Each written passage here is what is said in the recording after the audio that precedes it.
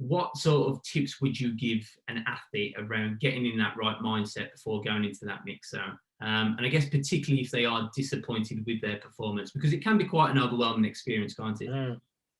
I mean, it's got to be so difficult. Obviously, you'll know this firsthand when you're, just moments after delivering that performance, and be it good or bad, your head is all over the place because you've been gearing up to this moment for so long. And usually the media are there at the biggest events, so they're the ones where you've had the most that's going on in your head, and you're trying to process that in the 30 seconds, a minute before you get to people who are going to be asking you the questions.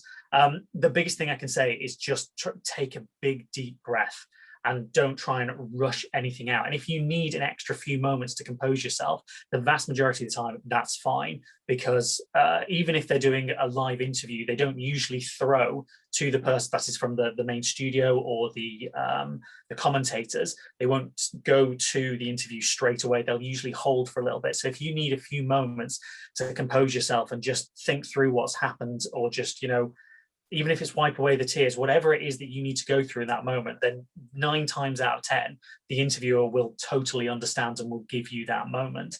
So yeah, try and take as much time as you possibly can to get yourself in the mindset that, right, you're going to be talking it through.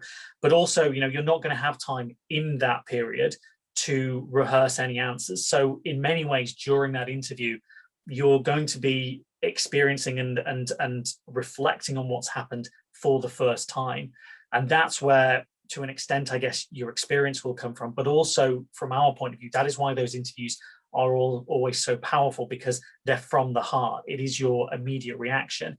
And that isn't something that really athletes, I don't think, need to worry about. Granted, if a result hasn't gone well, you might be angry, and there might be things that you want to say and get out in the heat of the moment that you might want to kind of rein in a little bit. But at the same time, emotion really draws people in. If I think back to one of the most powerful interviews that I've been involved in, it was really nothing to do with anything I said or did. I just allowed. So this is the Taekwondo fight, men's under 80 kilogram with Latelo Mohammed.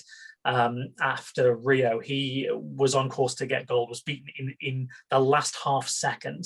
And he came on, and obviously I could see when he was walking towards me that he was emotional. And I asked him, did he want a moment? He was like, no, go for it. And basically he just kind of took over, and you saw that outpouring of emotion. And he admits now, he's been turned into a meme. He gets sent it all the time about his reaction, because he was so emotional, and so, but that drew people into him.